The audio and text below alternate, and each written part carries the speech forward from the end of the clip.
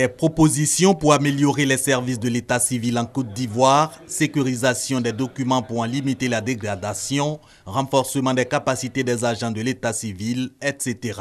Ces recommandations sanctionnent les 3 jours de travaux dans le cadre des réflexions initiées par l'UVICOSI, l'Union des villes et communes de Côte d'Ivoire. Objectif, partager avec les acteurs gouvernementaux, la société civile et les bailleurs de fonds l'expérience acquise de la phase pilote du programme Côte d'Ivoire Transition Initiative, en abrégé CITI, un programme pour lever les obstacles à l'établissement d'actes administratifs dans les mairies du fait de la crise survenue la décennie dernière. Les chiffres que nous ont été donnés par l'Éducation nationale nous incitent à faire en sorte que le maximum d'Ivoiriens puissent disposer des extraits de naissance ou des jugements supplétifs.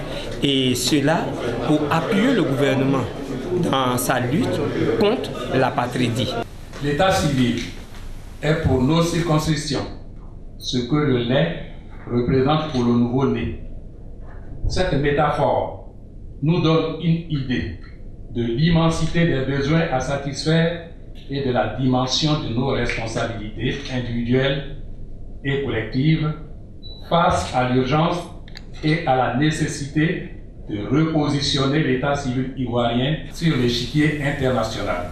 Pour sa phase pilote, le CITI a été déployé dans 5 communes, Diokwe, Divo, Boaké, Korogo, Yopougon, et le nombre de documents administratifs délivrés par les services de l'état civil dans ces localités aux premières heures de la sortie de crise a triplé à ce jour.